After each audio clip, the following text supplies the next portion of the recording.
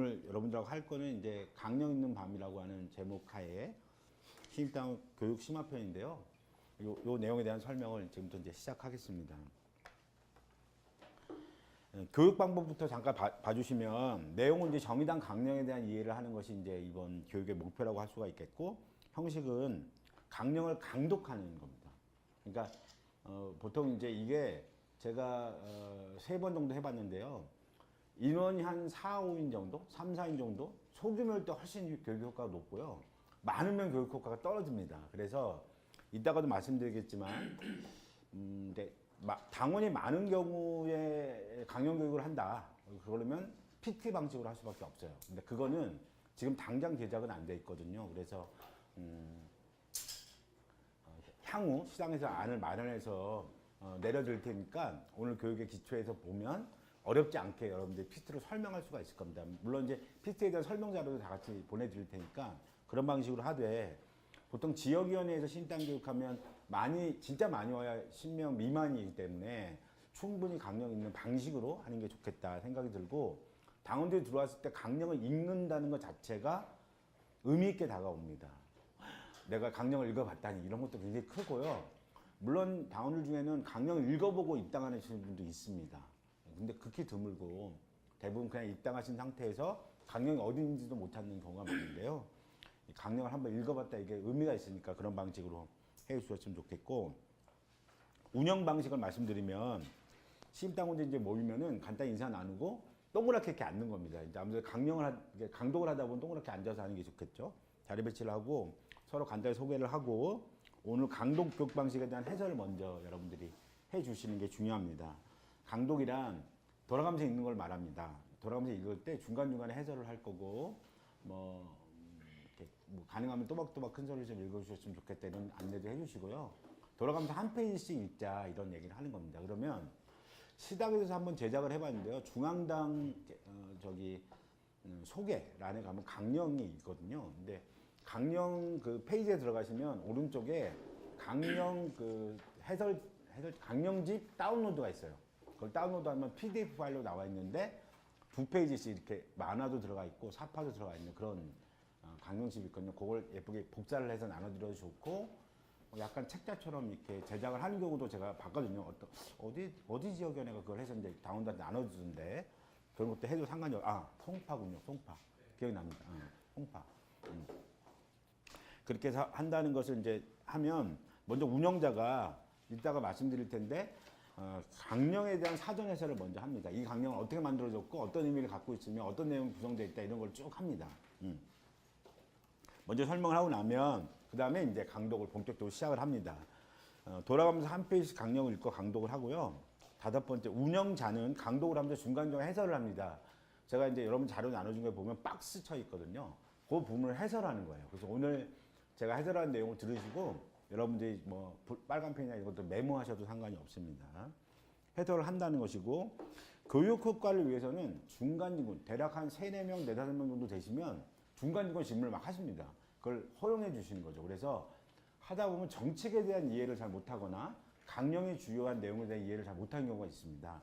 그럼 질문을 하시는 거죠. 즉각. 그래야 훨씬 이해도가 높습니다. 강령. 그래서 끝나고 나서 질의응답을 하긴 하지만 중간중간에 하는 게 훨씬 더 교육 효과가 높다는 거 말씀드리고요. 필요하면 토론도 하게 되더라고요. 특히 이제 우리 당에 한때 뜨거웠던 뭐였죠? 그 메갈리아 논쟁이 있었던 당시에는 막 토론이 아주 열띠게 되는 경우도 제가 봤거든요. 특히 이제 우리 당의 강령은 조금 놓고 보자면 현재 이제 이따도 말씀드리겠지만 민주당의 강령보다 조금 좌측에 있는 건 맞습니다. 근데 의제가 좌측에 있습니다. 그러니까 말하자면 민주당에서 강령에서 거론하고 있지 않은 것이 우리 당의 강령에 거론되어 있는 게 있을 뿐이지, 전체적으로는 한국 사회에 대한 비전에서 그렇게 큰 차이가 없어요. 그래서 당원들 중에는 우리 당의 강령이 민주당 강령과 뭐가 다릅니까? 이걸 물어보는 경우가 많습니다. 그래서 이제 이따가도 말씀드리겠지만 강령은 변화 발전하는 것이고, 우리 당이 내놨던 강령이 2년 만에 현실화된 것도 꽤 많습니다. 이제 이런 측면에서 강령의 변화를 우리가 사실 해야 된다 이런 얘기도 좀 있는데요. 핵심은 우리 당 강령에만 독특하게 있는 것들이 있어요. 그런 게 아마 당원들의 관심사입니다. 그러니까 이건 너무 과하지 않냐? 이런 건 너무 좀 현실에서 어렵지 않냐? 이런 질문들이 많으신데요. 그런 것 때문에 해설을 잘해 주는 게 중요합니다. 그래서 이제 다 이제 끝났잖아요. 이제 강령이 끝나면 마지막에 토론 주제를 놓고 같이 토론을 해보는 제안을 드립니다. 이거는 지역마다 좀 달리할 수도 있습니다. 근데 시장에서 제안 드린 건 첫 번째는 이 강령을 읽고 났더니 소감을 들어보는 겁니다. 그러니까 우리 당 강령은 어떻다? 우리 당 강령은 어떤 느낌이 든다? 또 제가 몰랐던 것인데 어떤데? 이런 소감을 먼저 듣는 게 굉장히 중요합니다. 그래서 당원들의 궁금증 같은 게 여기서 많이 표현되거든요. 이런 거를 뒤풀이 때라든가 그 자리에서 적극적으로 해명해 주시고 해소해 주시는 게 중요하다. 이런 의미로 소감 나누기를 먼저 하고요. 두 번째는 하다 보면 대부분 당원들이 그런 말씀 많이 하시는데 강령에 이런 건 포함되지 왜 안 왔죠? 뭐 이런 얘기를 많이 하십니다. 그래서 우리 당 강령이 좀 더 포함됐으면 좋겠다고 생각되는 것을 얘기해 보자 하는 게 좋겠고 적극적이나 포지티브한 방식이 이런 거고 네거티브한 방식으로 보자면 이거는 없앴으면 좋겠다. 우리 당 강령에서 없었으면 좋겠다. 이런 것들도 있을 수 있습니다. 그런 것들을 적극적으로 토론해 보시는 게 좋을 것 같고요. 마지막으로 운영하시는 분이 강령에 대한 강령했던 그런 소감 같은 걸 마지막에 얘기하시고 마무리를 하시고 뒷풀이를 하시는 걸로 이렇게 진행하시는 게 좋을 것 같고요. 참고 자료는 크게 두 가지가 있습니다. 그러니까 하나는 중앙당이 제공한 강령 자료집이 있다는 거 아까 말씀드린 이 페이지가 이렇고요. 정의당 강령이라고 하는 거를 네이버에서 검색하시면 함께 읽는 정의당 강령이라고 검색을 딱 하시면 이미지 검색이 되거든요. 그게 뭐냐면은 누군지 모르겠어요. 어떤 분인지 제가 찾아내지 못했는데 굉장히 많은 한 100컷에 100컷 정도 해당하는 것, 100컷 정도 이미지로 만들어 가지고 이렇게 내놓으셨어요. 카드 뉴스처럼. 부산시당. 부산시당입니까? 그래. 아니 그 사파 만화는 그런 게 맞는데요. 그거 말고 이미지를 막 해가지고 엄청 많이 만들어 놓으셨던데. 또 다른 거예요. 예. 다른 겁니다. 아마 어떤 지역위원회나 시도당이 만들었을 것 같은데요. 제가 그거를 보시면은 훨씬 더 이렇게 강령 교육하신 분들한테 의미가 있게 다가오실 수 있습니다. 그래서 그런 거를 조금 당원들이 먼저 보시게 한다거나 아니면 강령 교육 끝나고 나서 좀 더 보세요. 이런 의미로 제공해 줄 수 있습니다. 예, 이렇게 진행을 합니다. 혹시 교육의 운영 방식과 관련해서 질문이 있으세요? 없으시죠? 네, 넘어가겠습니다. 정의당 강령에 대한 사전 해설입니다. 이걸 이제 운영자분들이 먼저 해주시라는 건데요. 보시면 강령이라고 하는 거는 영어로 그러니까 한문으로 보자면은 별이 강에 다스릴 영자예요. 여러 가지 의미가 있겠지만 별이는 굉장히 중요한 부분을 핵심 알갱이 같은 걸 말하는 거거든요. 영은 이제 명령이잖아요. 이제 다스린다고 하는 영이라고 하는 건 옛날로 보자면 정치라는 게 다스리는 것이니까 정치적 영역에 속하는 겁니다. 그러니까 정치를 한다고 그랬을 때 가장 핵심적 알갱이가 무엇인가를 보여주는 게 강령이라는 뜻입니다.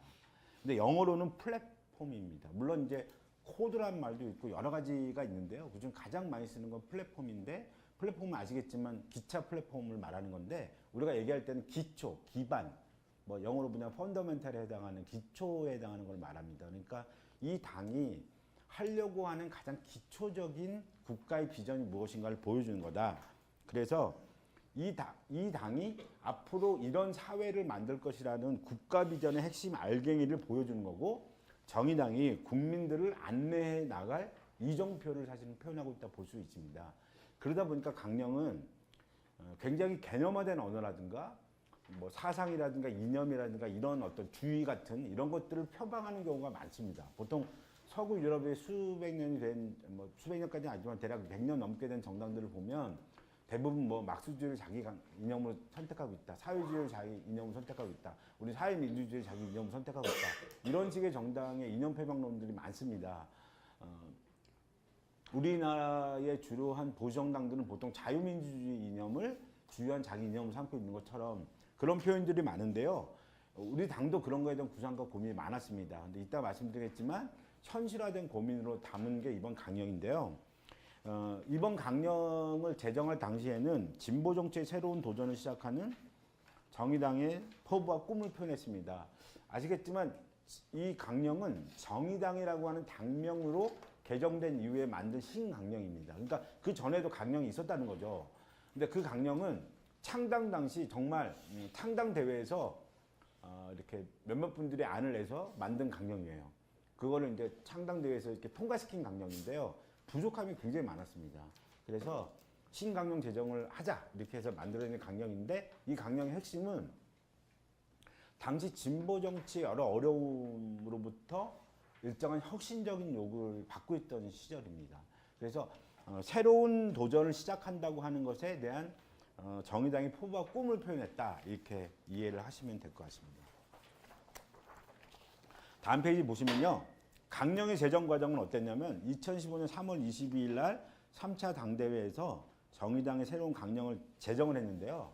천호순 대표가 2013년도에 대표에 부임하거든요. 그래서 2년 동안 그러니까 내가 신강령을 제정하겠습니다라는 정책 공약을 내요. 그 대표가 될 때 2013년 후보 시절에 당선이 되고 나자마자 바로 신강령 제정위원회를 만듭니다. 제가 그 제정위원 중에 한 명이었거든요. 그 제정위원회를 만들어서 토론을 거치는데 2년간 제정을 합니다. 그러니까 강령위원회에서 안을 내고 전국시에 토론하고 대의원대에서 한번 토론한 다음에 또 다시 전국적 토론을 하고 그 안을 갖고 다시 대의원대에 올려서 넘어서 이제 전국적인 당원들의 총투표를 통해서 이 강령을 확정하거든요. 그래서 그런 과정이 있었다는 거. 그래서 꽤 오랜 기간 여러 토론을 거쳐서 만들어진 강령입니다. 특히 이제 당원들의 적극적인 참여가 있었다는 게 이 강령 제정 과정의 적극적인 특징이고요. 이번 강령의 구성을 보시면 어떻게 되어 있냐면 첫 번째는 진보정치 혁신을 과제로 시작했던 정의당의 해야 할 일이라는 이름으로 진보정치 혁신과 정의당이라는 항목으로 구성되어 있는 게 첫 번째입니다. 두 번째는 국가 비전으로 정의당의 국가 비전의 안으로 정의로운 복지국가를 제시하는데요. 이 정의로운 복지국가의 7개 비전, 정치, 경제, 생태, 노동, 사회, 복지, 평화 영역에서의 7개 비전을 제시합니다.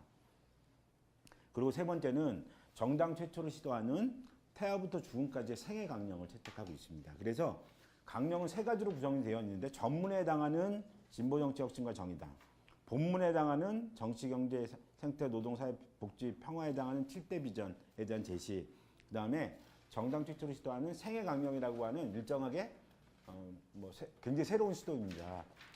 태어날 때부터 태아부터 주는 노인에 이르기까지의 삶의 그런 세대별로의 꼭 누려야 할 기본적 권리에 해당하는 것을 이제 제시를 하고 있다는 게 강령의 구성 내용입니다. 강령의 주요 내용은 보시면 알겠지만, 네, 네. 진보정치 혁신과 정의당이 전문이고 7대 비전이 본문이면 새로운 시도는 뭘 들어갑니까? 그러니까 사실 본문인데요. 예, 본문인데 추가적인 설명이라고 보시면 됩니다. 예. 그래서 이 내용은 주로 정책적인 과제가 많이 해설이 되어 있습니다. 생애강령 보시면, 그러니까 이 태아에게 이런 권리가 보장되고 이걸 위해서는 정책적으로 일해야 된다 이런 게 많이 제시가 돼 있어요. 보시다 보면은 이거는 좀 지난 건데 뭐 말하자면 이제 이게 있어요. 구체적인 과제를 제시하고 있다고 보시면 될 것 같습니다. 강령의 주요 내용은 지향을 명확히 표현합니다. 그래서 자유, 평등, 연대, 생태, 평화 같은 세계 진보 정치가 추구해온 가치를 추구하면서도 복지국가가 이룩한 사회민주주의 성과를 대한민국의 실정에 맞게 창조적으로 발전시키겠다는 의지를 담아 가치와 지향을 분명히 합니다. 이따가 자세한 설명 드릴게요. 현실주의 진보정치, 그러니까 현실의 변화를 만들어내는 진보정치를 하겠다. 그 다음에 진짜 민주주의 진보정치. 그러니까 당시 이제 진보정치 혁신 과제 중 패권적인 요소와 고민 같은 게 많았거든요. 이제 그런 거에 대한 것을 혁신하겠다는 의미에서의 민주주의 진보정치. 그 다음에 민생우선 진보정치라는 대국민 약속을 하는 것이고, 아름다운 말에 그치는 강령이 아니라 진짜 실천 속에서 살아 숨지는 강령을 만들겠다 이런 의지를 표명합니다. 그래서 강령의 주요 내용으로 이런 게 포함되어 있다는 것을 말씀드립니다. 네, 이렇게 강령에 대한 사전 해설을 말씀드립니다. 혹시 질문 있으실까요? 강령하고 네. 정광하고 뭐 차이가 있나요? 우리 당은 강령이 있잖아요. 강령은 이제 비전을 말하는 것이라면 당원 당규가 있거든요. 우리 당은요. 말씀하신 정관 아마 당원 당규일 텐데요. 보통 시민단체들이나 이런 단체들은 정관을 제정을 할 때 정관 안에 우리 단체는 무슨 뭐뭐를 목적으로 한다 이런 게 써 있잖아요. 그게 사실은 강령에 해당하는 겁니다. 예. 우리 당의 강령은 이제 그런 정관 내에 그런 정도에 해당하는 거고 당원 당규에는 강령에서 들어간 내용은 다 빠져 있습니다. 이렇게 이해하시면 됩니다. 이따가 교육받으실 당원 당규 내용이 그겁니다. 네. 또 질문 없으시면 강독을 시작합니다. 그래서 여기 이제 우리 문정혜민 우리 부위원장님부터 해서 이렇게 오른쪽으로 돌아가면서 강독을 하시는 거예요. 한 페이지씩 합니다. 이걸 기준으로 한 페이지씩 할게요. 그런데 이걸 뭐라고 하지? 명조체인가? 아무튼 그래요. 그래서 함께 정의로운 복지국가를 향하여 이런 걸 여러분들 읽으시는 건데 박스는 제가 설명할 겁니다. 그러니까 박스는 안 읽으셔도 된다는 거죠. 네. 시작해 볼까요? 함께 행복한 정의로운 복지국가를 향하여 우리는 진보 정치의 새로운 도전을 시작하며 이 강령을 채택한다. 첫 문장입니다. 우리 당 강령의 첫 문장이고요. 정의로운 복지국가의 비전을 얘기하면서도 새로운 도전을 시작한다 이런 거고요. 강령의 구성은 전문에 해당하는 진보정치 혁신과 정의당으로 시작하는데 그게 이제 다음에 이어집니다. 진보정치 혁신과 정의당이라는 제목하에 있는 문항은 강령 제정의 이유, 정의당의 정체성, 대한민국 현실에 대한 규정, 정의당의 국가 비전으로 전문을 구성을 합니다. 그 내용을 이제 본격적으로 시작해 보겠습니다. 정의당은 끊임없이 혁신하고 진화하는 진보 정당이 될 것이다. 식민과 분단, 억압과 착취에 맞서온 진보 정치의 자랑스러운 전통을 개선하는 한편 현실에 맞지 않는 오류와 한계는 극복할 것이다. 네. 진보정치 혁신과 정의당 제목을 보시면 진보정치 혁신이라는 말로 제목을 시작하는 게 사뭇 좀 새롭습니다. 그런데 아마도 어느 정도 시간이 지나 우리 강령을 바꾼 다음에 이거부터 바꿔야겠죠. 왜 그러냐면 당시 우리 당에게 요구된 거는 통합진보당으로부터 낡은 진보정치에 대한 혁신을 추구하는 혁신 세력이 시작한 정당이에요. 그러다 보니까 기관 진보정치 혁신을 완수해야 한다는 역사적 책무를 갖고 시작하고 있어서 그걸 적극적으로 반영하자 이런 고민이 있습니다. 두 번째는 강령 제정의 배경이 창당 시기에 많은 논의를 못했기 때문에 진보정치의 가치에 대한 재정 같은 게 좀 필요했기 때문에 진보정치 혁신이라는 말로부터 시작을 했다 이런 거고요. 극복할 것이다라는 말은 진보정치는 훌륭한 전통, 진보정치가 그동안 해왔던 것에 대한 훌륭한 전통과 관련돼서는 개선을 하겠지만 오류와 한계도 극복하겠다. 이것을 굉장히 강하게 의지로 천명을 하고 있습니다. 네. 쭉 가나요? 네네. 우리는 일하는 사람들의 정당이다. 일하는 모든 사람의 권리를 보호하고 확대하기 위해 폭넓은 연대를 주도할 것이다. 우리는 비정규직의 정당이다. 비정규직 영세 자영업자, 청년 구직자와 같이 노동권의 사각지대에 있는 약자를 대표하는 데 우선적인 노력을 기울일 강령의 전반적인 내용에 다 들어가는 내용들인데요. 핵심 알갱이만 딱 뽑아온 겁니다. 그래서 정의당은 그래서 너의 정체성은 뭐야? 너는 대체 무슨 정당이야? 누구를 대체 대표하는 건데? 이걸 물어보는 거거든요. 그거에 대한 거를 네 가지로 설명하고 있는데 첫 번째 게 뭐냐면 우리는 일하는 사람들의 정당이다. 말하자면 노동자의 정당이다. 이런 걸 표현하고 있는 거고 특히 비정규직 정당이라는 것을 굉장히 강하게 천명합니다. 그래서 정규직 노동자들이 아니라 우리는 정말 노동 영역에서 굉장히 소외되고 있는 비정규직 노동자를 대변하는 그런 정당이 되겠다는 걸 강하게 표현하고 있다. 겁니다. 두 번째. 우리는 꿈꾸는 현실주의자들의 정당이다. 진보의 가치를 소중히 이어가지만 낡은 이념에 스스로를 가두지 않고 누구의 비전과 정책이라도 참고해 나갈 것이다. 새롭게 대두되는 과제의 해결 방법을 찾는 일을 게을리하지 않을 것이다.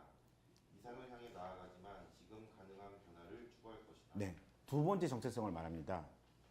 뭐예요? 두 번째 정체성이 우리는 꿈꾸는 현실주의자 정당이다. 이런 내용입니다. 들의 정당이다. 그러니까 꿈을 꾸지만 현실적인 것을 한다는 것이죠. 그래서 먼 미래의 꿈만이 아니라 현실의 문제에 뛰어들어서 현실의 문제를 해결하는 현실주의적인 정당이 되겠다는 것을 표현한 거예요. 이런 표현은 그동안의 진보정당에서의 강령에 없어요. 별로 이런 내용은 없고 주로 이제 이상적 표현이라든가 이런 게 많이 들어가 있거든요. 그런데 진보정치라는 건 결국 뭐냐면 현실의 영향력을 행사하며 현실의 문제를 해결하는 데 사실 집중하는 게 맞다는 거죠. 그런 걸 좀 일부러라도 강하게 표현한 것이고요. 꿈꾸는 현실주의자라는 말은 이제 아시겠지만 체 개발하라고 하는 사람이 뭐 리얼리스트가 되라 그러나 불가능을 꿈을 꿔라라고 하는 것을 역설적으로 표현한 거다 이렇게 보시면 될 것 같습니다. 네. 우리는 민주주의자들의 정당이다. 민주주의는 사회의 진보를 이루는 최선의 방법이며 정당은 시민이 민주정치에 참여하는 최고의 방식이다. 승자 독식을 추구하는 정당과 세력에는 단호히 맞서고 설득을 포기하지 않을 것이다. 우리는 정치를 통해 대한민국의 실질적 변화를 가져올 수 있다고 확신한다. 네. 민주주의자들의 정당이다라고 하는 세 번째를 얘기합니다. 이 내용은 두 가지로 구성되어 있다고 볼 수 있는데 하나는 그동안 진보 정치가 해왔던 민주적이지 못한 여러 가지 모습들에 대한 혁신적 태도를 표현하고 있는 게 하나라면 또 하나는 정당을 통해서 세상을 변화시킬 수 있다라고 하는 것에 대한 강력한 표현입니다. 그러니까 사회 운동이라든가 새로운 여러 가지 이제 NGO 운동이라든가 시민단체 운동이라든가 이런 것도 굉장히 중요하지만 정당을 통해서 세상을 변화시킨다는 것을 현실에 더 보여드리겠다라고 하는 것을 굉장히 강하게 표현하고 있다고 볼 수 있고 정당을 통한 민주주의란 정당 민주주의를 말하고 이걸 통해서 국민들에게 진짜 세상을 변화시키는 보여주자라고 하는 것을 굉장히 강하게 표현을 하고 있습니다. 이렇게 정체성은 세 가지로 구성되어 있습니다. 1. 일하는 사람들의 정당이다. 두 번째, 현실주의자 정당이다. 세 번째, 민주주의자 정당이다. 이렇게 표현하고 있는 것이 우리 정체성에 대한 얘기고 그것을 이제 이따가 구체적으로 표현할 겁니다. 네, 다음이요. 우리의 현실, 승자 독식에 불행한 대한민국. 대한민국은 지금 행복하지 않다. 양극화와 불평등은 점점 심해지고 있다. 개발 독재의 특권과 특혜가 키워낸 거대 재벌은 독식 성장을 계속해왔다. 반면 노동자의 삶은 더욱 위태로워졌고 농민과 빈민은 희생되었으며 중소기업과 영세 자영업자는 살 자리를 잃어버렸다. 신자유주의 세계화는 민영화, 유연화, 감세와 규제 완화를 밀어붙여 양극화를 더욱 심하게 만들었다. 네, 다음 분이 이어서 읽으면 좋겠습니다. 재벌과 국제 금융 자본은 초국적 블록을 형성해 경제는 물론 사회 전 영역을 지배하며 우리 사회를 승자 독식 사회로 폭력적으로 재편해왔다. 지금 이제 요 대목이 어떤 대목에 해당하냐면요. 한국 사회는 정의당이 보는 한국 사회는 이거다라고 규정을 하는 거예요. 굉장히 분명하게. 이런 사회다라고 이제 규정을 하는 대목들이거든요. 계속 읽어볼게요. 소수 부유층은 사회적 특권을 형성하고 대를 이어 자신들만의 특혜를 향유하고 있다. 재벌 대기업의 나홀로 성장은 계속되고 있으며 대기업과 중소기업, 정규직과 비정규직 사이의 불평등은 심화되고 있다. 패자부활전은 사라지고 계층 상승의 사다리는 끊어졌다. 세대를 넘어 이어지는 불평등은 청년들을 좌절로 몰아가고 있다. 노동권의 모든 지표는 경제 규모에 비해 현저히 낮은 수준에 머무르고 있다. 소수의 횡포와 심각한 불평등을 방치한 대가는 공동체의 위기이다. 무자비한 경쟁과 적자 생존의 사회는 동료 시민에 대한 배려와 협력을 파괴한다. 강자에 의한 배제와 폭력이 일상화되며 경쟁에서 도태된 이들의 절망은 극심해지고 있다. 여성과 장애인, 이주민과 성소수자는 배제와 폭력의 가장 큰 희생자가 되고 있다. 승자 독식과 탐욕은 생태 파괴의 주범이다. 다량의 물질 자원과 에너지를 소모해 온 고도 성장은 우리 생태계를 망가뜨렸다. 4대강 사업과 같은 대규모 생태 파괴를 공공연히 자행하고 후쿠시마 원전 사고가 일어난 일본의 바로 옆 나라임에도 원전 확대를 멈추지 않고 있다. 원전은 폐기물을 비롯한 감당 불가능한 환경적 부담을 증대시키고 나아가 수습하기 어려운 재앙을 예고하고 있다. 2014년 4월 16일 세월호 참사는 성장 만능, 승자 독식 사회가 빚어낸 비극이다.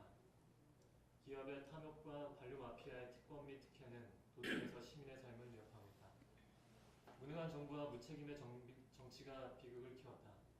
이제 대한민국의 좌표를 사람 우선, 생명 우선으로 과감하게 바꾸는 전방위적인 혁신이 이루어져야 한다. 네.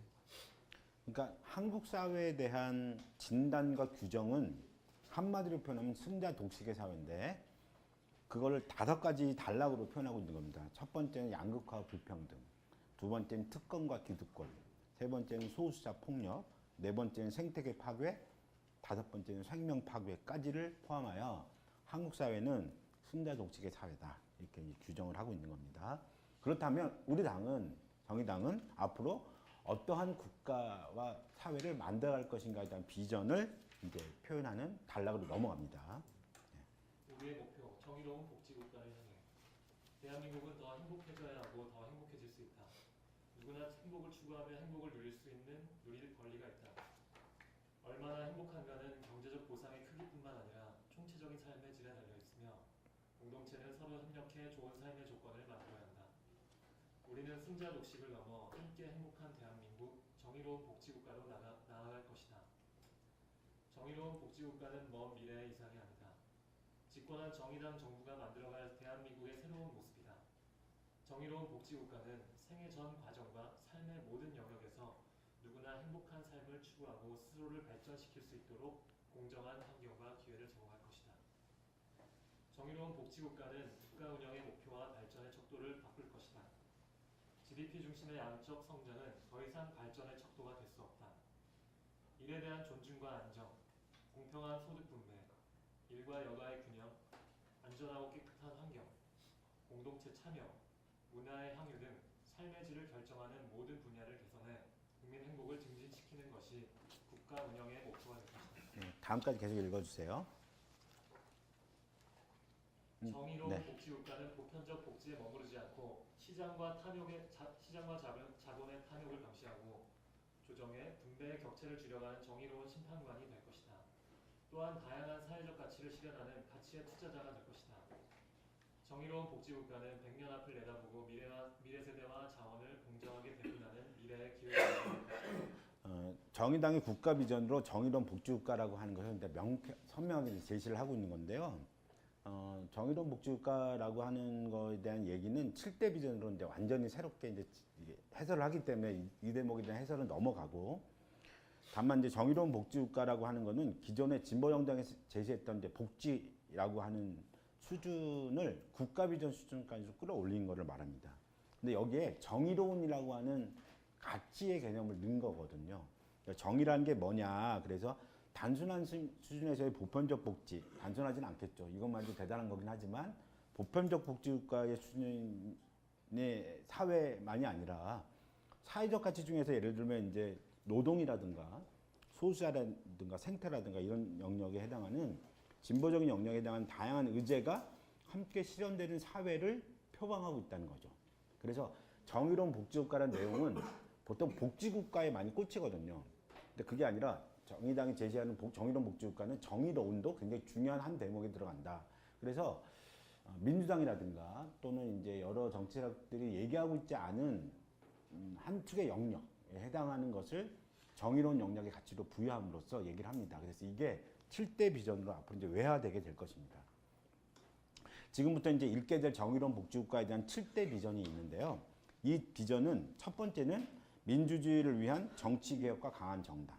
두 번째는 한국 자본주의 민주적 개혁과 대안의 경제 체제. 세 번째 생태 기반의 지속 가능한 사회. 네 번째는 시민의 보편적 권리로서의 노동권의 확대. 다섯 번째 누구나 존중받는 차별 없는 사회. 여섯 번째는 전생애와 영역을 뒷받침하는 보편적 복지. 일곱 번째는 동아시아와 한반도 평화의 주도자라고 돼 있어요. 그러니까 말하자면 정의로운에 해당하는 부분이 더 많다는 거죠. 복지국가라고 하는 영역은 조금 더 보편적 복지 영역으로 해당하는 대략 5번이라든가 그다음에 뭐 2번이라든가 이런 영역에 많이 좀 할애가 되어 있습니다. 그래서 우리 당의 강령은 정의로운 복지국가의 방점이 정의와 복지 두 군데 다 꽂혀 있다 이렇게 생각하시면 될 것 같습니다. 그러니까 순서는 사실 의미는 없거든요. 1, 2, 3, 4, 5, 6, 7에서 뭐 7이 제일 하위고 1이 제일 우선이다 이런 건 없다고 생각하시면 될 것 같은데, 다른 강령, 말하자면 다른 정당의 강령과 다른 점은 정치 영역의 문제를 좀 강조하고 있는 것. 그러니까 정당 민주주의라든가 정당이라든가 정치개혁이라든가 이런 걸 강조하고 있는 점이랑 노동권, 소수자의 권리, 생태 이 세 가지 영역에서의 강조점을 많이 두고 있는 것. 이게 다른 정당의 큰 차이점이다 이렇게 볼 수 있습니다. 자, 그럼 지금부터 정의로운 복지국가 7대 비전을 읽기 시작하겠습니다. 다음 읽어주세요. 정의로운 복지국가 7대 비전 1. 민주주의를 위한 정치개혁과 강한 정당. 일하는 사람들과 사회적 약자들이 정치에 참여하고 정치를 통해 대표될 때 민주주의는 강해진다. 더 많은 민주주의만이 시장의 실패와 자본주의의 탐욕을 제어하고 사회 전체의 조화로운 발전을 도모할 수 있다.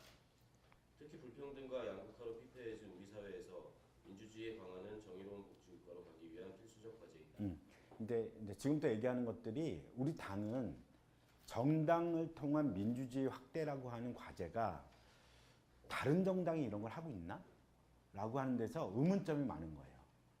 우리 당만이 할 수 있는 거라고 여기는 거죠. 그래서 국민들이 갖는 민주주의에 대한 신뢰를 정당을 통해 실현해 가자라고 하는 거고, 민주주의 수준을 현재 형식적으로 제공되고 있는 정치적 역량에 국한할 것이 아니라 사회 경제적 역량까지 확대해야 된다라는 것을 표현하고 있는 겁니다. 그래서 정의로운 목줄국가를 만들려면 민주주의의 발전이라는 것이 전대되지 않고는 안 된다. 그래서 이거를 만들어가는 것을 제1의 과제로 삼자라고 하는 걸 표현하고 있습니다. 네. 우리는 일하는 사람들을 대변할 수 있는 정치 체제를 만들어 대한민국 민주주의를 발전시킬 것이다. 시민의 다양한 정치 참여를 촉진해 각계각층의 요구가 제대로 반영된 정치 제도를 만들 것이다. 지역 독점과 단순 다수 대표제에 기대어 누려온 양당의 특권은 폐지되어야 한다. 우리는 독일식 정당 명부 비례대표제와 대통령 결선 투표제 등 비례성과 대표성이 높은 선거제도 도입을 시작으로 과감한 정치 개혁을 추진해 나갈 것이다. 우리 당이 제기하는 민주주의 발전의 핵심은 양당 구조의 타파입니다.로 제시하고 있는 거고요. 정치 개혁에 그렇기 때문에 이걸 가능케 하는 정치 개혁이라고 하는 게 매우 핵심적이다 이렇게 제안합니다. 이 내용의 세부적인 것은 선거제도 개혁의 내용을 상세하게 여기서 담고 있는데요. 이거 그냥 강력한 의지 표명을 강령 수준으로 담아놓은 거죠. 사실은 이런 정도면 정책 정도 수준에서 다뤄야 되는데 강령 수준까지 끌어올렸다. 이거는 의지를 굉장히 강하게 표현한 거죠. 그게 뭐냐면 독일식 정당명 비례대표제, 결선 투표제, 비례성과 대표성이 높은 선거제도 도입 이런 것이 제도적으로 확립돼야 된다. 변해야 된다. 이걸 강하게 주장하고 있는 겁니다. 제도적 특징은 다 설명할 수 있으시니까 넘어가겠습니다. 네. 정당은 변화를 만드는 최선의 도구이다. 정당 정치의 발전 없이 민주주의의 발전은 있을 수 없다. 강한 정당만이 시민의 삶을 지키고 발전시킬 수 있다. 우리는 시민이 참여하고 당원이 주인이 되는 시민 참여, 당원 기반의 대안적 정당 모델을 앞장서 실천할 것이다. 정당의 책임 정치를 더욱 강화하고 민주주의의 발전을 주도해 갈 것이다. 이를 위해 정당 참여와 활동을 제약하는 낡은 정당법과 정치관계법을 전면적으로 개혁할 것이다. 네. 그러니까 정당 그 자체에 대해서 중요하다는 걸 설명하고 있는 거예요. 정당을 통한 민주주의 발전을 명확히 제시를 했고 변화를 만드는 최선의 도구라는 말을 써요. 그래서 강한 정당이라는 표현에서 더 명확해지는 건데요.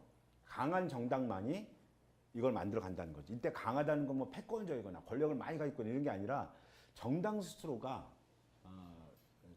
정당의 역할을 분명히 하는 그런 강한 정당을 만들어야 한다는 걸 명확히 합니다. 그리고 여기에다가 정의당은 이때까지의 한국 사회의 정당은 배헌정당 모델이 아니다. 앞으로 우리 정당이 만들어갈 것은 대항정당 모델을 구축해 나가는 과정을 만들어가겠다는 의지를 강하게 표현하고 이를 위해서는 현재 정당법이나 정치관계법 같은 게 개정돼야 된다는 건데요. 예를 들면 그동안 진보적인 정당이 추진했던 것 중에는 이전에 선거운동 범위 확대, 그러니까 선거운동이 맨날 규제하는 게 많았잖아요. 이걸 확대하는 것까지 이런 거를 해왔다면 얼마 전에 이루어진 정당 후원의 부활, 그러니까 우리 당이 했던 것 중에 이런 걸 적극적으로 한다는 거죠. 그다음 이후 지역위원회의 적극적인 부활 이런 것들을 추진해 나가는 단계에 있고 이런 걸 하나하나씩 계속 해나간다라는 것을 말합니다. 네. 다음이요. 지방정부의 자치권을 대폭 강화해 중앙정부와 수평적인 분업 협력 관계를 구현하고 주민 참여를 확대해 풀뿌리 민주주의로 활성화할 것이다. 수도권과 지방, 지방과 지방, 도시와 농촌 사이의 격차와 차별을 극복하고 균형 있고 특색 있는 발전을 도모할 것이다. 네. 그러니까 뭐 지방자치 권력의 확대 문제, 지방자치 권력을 강화하는 문제 이런 것들에 대한 입장을 명확히 갖고 있고 이번에 이제 개헌 과정에 이런 문제가 핵심적인 화두로 등장하고 있죠. 이거에 대한 우리 입장은 명쾌합니다. 그러니까 지방정부의 권력의 이양 문제가 굉장히 중요한 우리 당의 강령이다 이렇게 표현하고 있습니다. 자, 두 번째 넘어가겠습니다. 이 한국 자본주의의 민주적 개혁과 대안의 경제 체제. 우리는 자본의 탐욕을 민주적으로 통제하고 분배의 정의를 실현하며 한국 자본주의의 구조적 개혁을 이룰 것이다. 경제적 불평등을 심화시키는 토지와 주택의 과도한 집중을 막고 효율적 분배와 관리를 위한 공공의 통제를 강화할 것이다. 후기 자본을 강력하게 규제하고 국민의 공공성을 높여갈 것이다. 불평등한 경제 협정을 개정 폐지하고 양자 간 자유무역 협정 중심에서 당사자 모두에게 상호 호혜적인 통상 정책으로 전환할 것이다. 노동자와 협력 기업, 소비자와 지역 주민이 다양한 수준과 방식으로 기업 경영에 참여할 수 있도록 우리 실정에 맞는 공동 결정 제도를 도입해 기업 경영을 민주화하고 기업의 사회적 책임을 확대해 갈 것이다. 네. 그러니까 자본주의에 대한 개혁과 대환 경제 체제에 대한 대안을 제시하는 이제 텍스트로 생각하시면 되는데요. 그 첫 번째로 제시하고 있는 게 이런 거죠. 자본을 통제한다는 거고요. 분배 정의를 실현한다. 이를 위해서 토지, 주택, 투기자본, 금융, 경제협정, 기업 민주화 등의 과제를 제시를 하고 있는 겁니다. 네. 다음이요.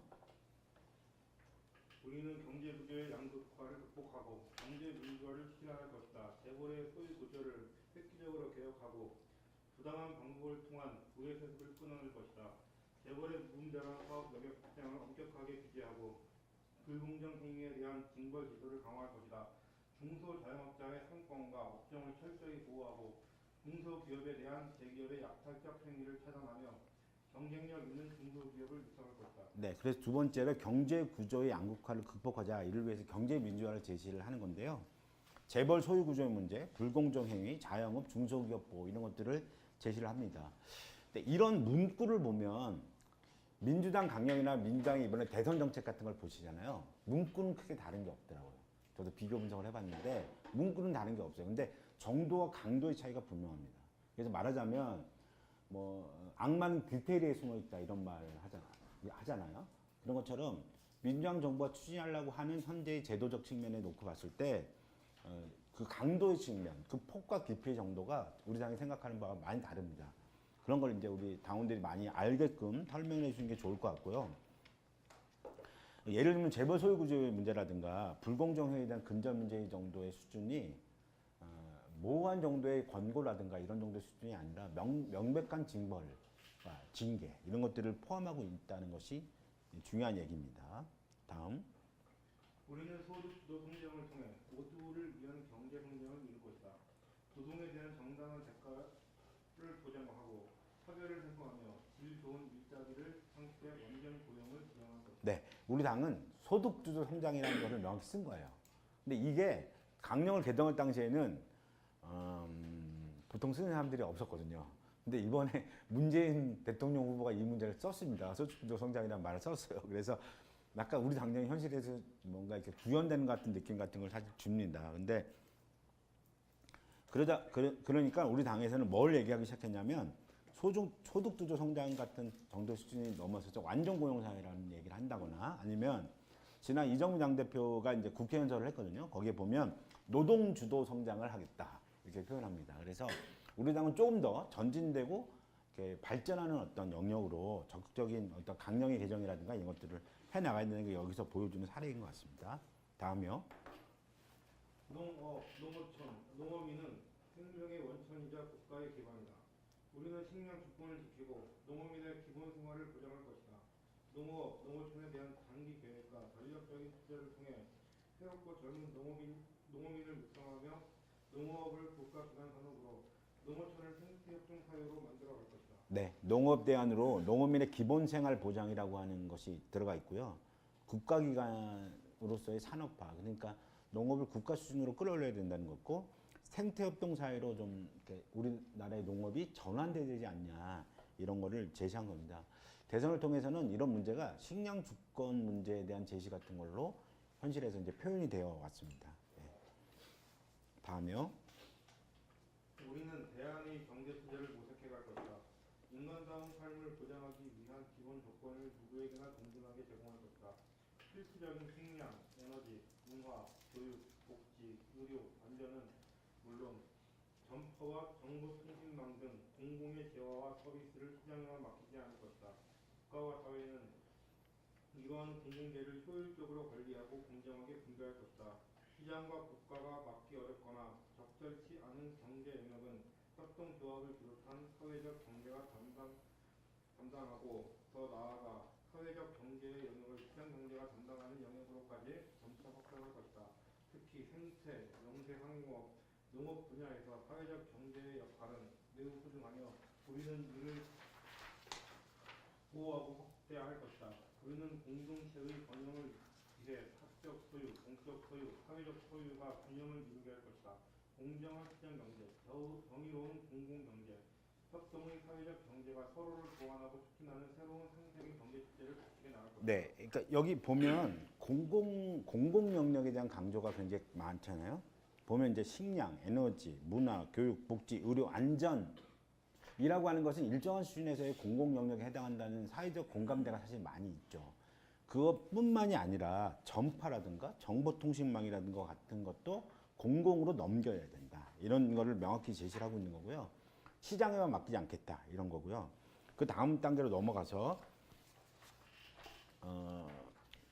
기본의 조건에 대한 공공재에 대한 국가의 개입을 명확히 하면서도 사회적 경제 영역을 확대하겠다. 그래서 사회적 경제 확대가 강령이 굉장히 강하게 담겨져 있습니다.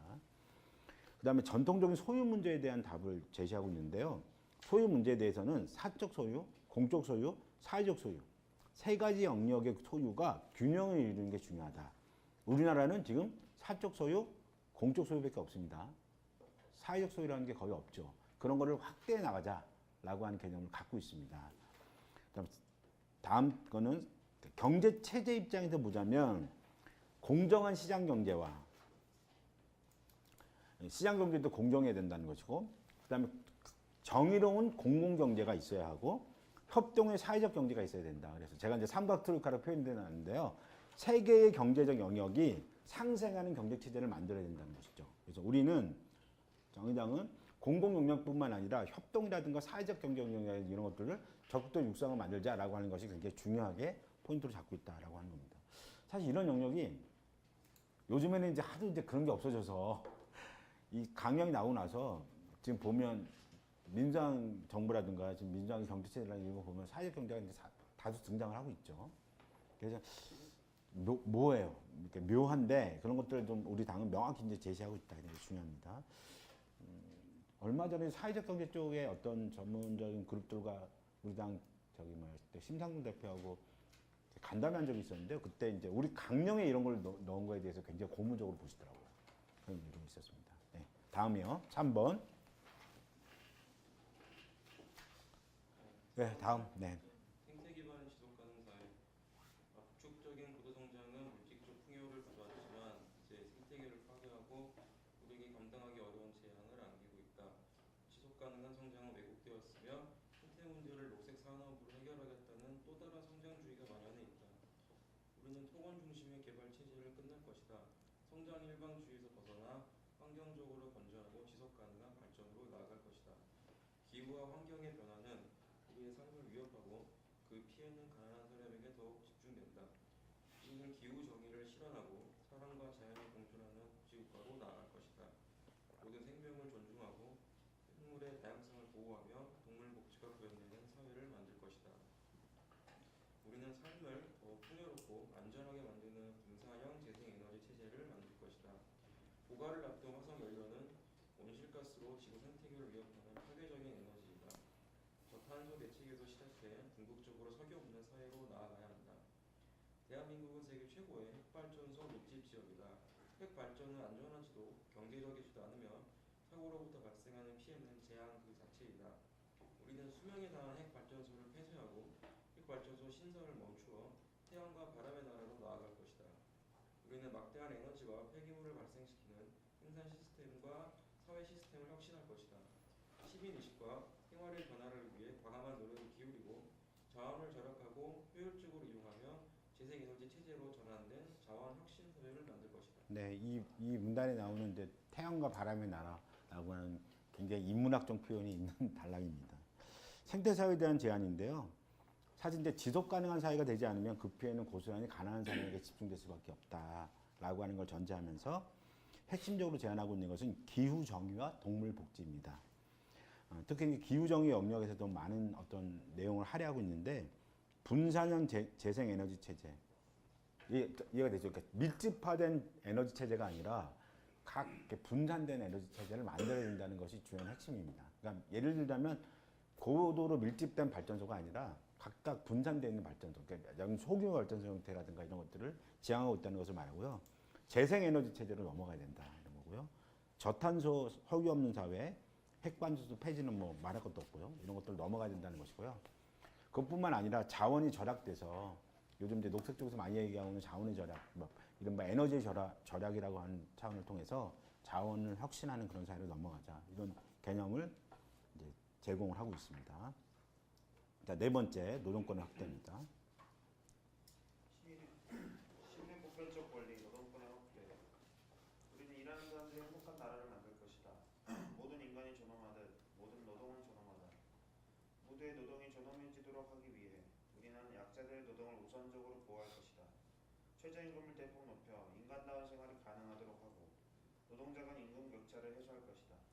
공공 부문에서 비정규직 사용을 금지하고 민간 부문에서 비정규직 사유를 엄격히 제한해 동일 노동, 동일 임금을 실현할 것이다. 노동에 대한 정당한 몫을 늘려 분배 정의를 실현할 것이다. 네, 노동 존중 사회를 만들겠다는 것인데요.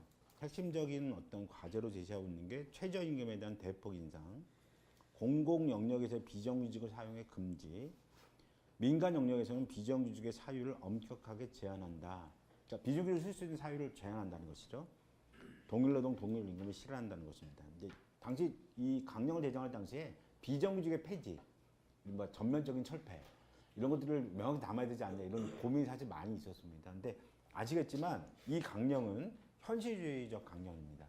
그러니까 당장 우리가 현실적으로 실현 가능한 영역, 만약에 우리 당이 집권하기 전에도 실현 가능한 어떤 강령 같은 걸 적극적으로 얘기하자는 의미에서 좀 과하게 표현하자면 좀 명확히 하나만한 얘기를 좀 하지 말고 현실 가능한 얘기를 하자 이런 의미에서의 이런 톤을 맞췄다고 생각하시면 이제 이런 의미입니다. 그래서 엄격한 제한 뭐 이런 말들이 있죠. 비정규직 사용에 대한 전면적 금지 이런 것들을 좀 쓰고 있고 최저임금 인상 이런 게 아니라 뭐 대폭 인상 이런 말들로 표현되고 있다는 걸 이해해 주시면 될 것 같고요. 계속 이어서 보겠습니다. 노동조합은 물론 다양한 형태의 조직화를 정리하고 촉진해 노동과 자본 사이에서 힘의 균형을 이루어지게 할 것이다. 정당한 노동의 대가를 보장하기 위해 노동 3번을 제한하는 제도와 관행을 철저히 개선해 갈 것이다. 특히 비정규직 노동자의 다양한 조직화를 지원하며 산업별, 지역별, 노사교섭을 확대해 노동권의 사각지대를 줄일 것이다. 네, 노동자들의 저항권을 강화하겠다. 그래서 노동조합 조직률을 제고하고 특히 비정규직 노조에 대한 지원을 하겠다. 노동 3권을 강화하는데 그중 핵심적으로는 산업별, 지역별 노사교섭을 할 수 있도록 한다는데 한국 사회가 지금 산업별 교섭 체계가 아니거든요. 산별 노조는 만들어져 있지만 산별적 교섭 체계가 아니고 각 기업별 교섭 체계로 나눠져 있어서 이런 거를 전면적으로 전환하자 이런 거고 이거는 어쩔 수 없이 국가가 개입할 수밖에 없거든요. 그런 거를 적극적으로 하자 이런 고민입니다. 네. 우리는 시민의 보편적 권리로서의 노동권을 보호하고 노동이 존중받는 사회를 만들 것이다. 권력, 지식, 감상을 이용해 노동의 가치를 창조하는 모든 사람을 대변할 것이다. 일이 없는 사람에게는 일할 기회를 보장하며 일을 할 수 있는 능력 또한 키울 것이다. 초중등 과정에서부터 노동의 존엄함을 교육하며 사회 각 분야에서 노동의 참여를 촉진할 것이다. 그러니까 노동권의 문제가 그러니까 노동을 인권적인 입장에서 이 문제를 바라볼 거냐. 그러니까 논란이었어요. 그러니까 노동권이라고 하는 것은 인류 보편적인 어떤 권리에 해당하는 것인데 이거를 노동 인권적인 측면에서 이 문제를 바라볼 거냐 아니면 보편적 권리로서의 노동권을 볼 거냐 이런 고민을 하다가 만들어낸 말입니다. 그러니까 시민의 보편적 권리 말하자면 누구나 다 보편적 권리로서의 노동권이 있어야 한다는 것이죠. 이런 걸로 강조함으로써 노동권의 수준을 노동자 특히 조직된 노동자라고 표현되는 노동자에게만 그런 권리가 보장되는 것이 아니라 보편적 권리로 시민 모두가 누려야 되는 권리로 넘어가야 되지 않느냐라고 하는 의미인 거죠. 그걸 위한 구체적 제안으로서의 뭐 노동조합의 조직률이라든가 이런 것도 있지만 모든 시민들이 다 노동권에 대한 그런 걸 누리기 위한 방안과 구상을 정부가 적극 지원하고 국가가 통제해 나가겠다. 이런 걸 표현한 것이고 특히 그런 걸 위해서는 노동권 교육을 강화라고 하는 것을 특별하게 강조해서 넣어놨습니다. 예. 다음이요. 5번째. 예. 누구나 존중받는 차별 없는 사회. 우리는 다양성과 차이를 존중하는 정의로운 사회를 만들 것이다. 성별, 성적 지향과 정체성, 장애, 병력, 소득, 연령, 언어, 국적, 인종, 피부색, 출신 지역, 용목, 신체 조건, 혼인 여부, 임신과 출산 여부, 가족 형태와 가족 상황, 종교와 사상, 학력과 학벌, 고용 형태에 대한 차별을 없앨 것이다. 사회적 소수자에 대한 폭력을 근절하고 시민의 인권 감수성을 높이며 물리적, 사회적, 문화적 환경을 개선해 안전한 사회를 만들 것이다. 소수자들의 정치 참여를 보장하고 더욱 확대하기 위한 제도와 문화를 만들 것이다. 여기 이제 막 있잖아요. 이걸 넣으려고 엄청 노력한 거예요. 또 있나 찾아보는 거죠. 또 뭐가 있지? 어떤 차별이 뭐가 있지 한국 사회에? 그런 걸 다 넣으려고 노력해 본 건데 빠져있는 게 혹시 있을 수 있습니다. 그런 걸 이제 넣어 가야 된다고 생각이 드는데요. 굉장히 많은 어떤 단락에 해당하는 것인데 이런 걸 넣습니다. 이게 왜냐하면 진보 정당이라고 하는 것은 진보 정치란 모든 차별에 반대하면서도 한쪽에서는 차별을 차단하는 겁니다.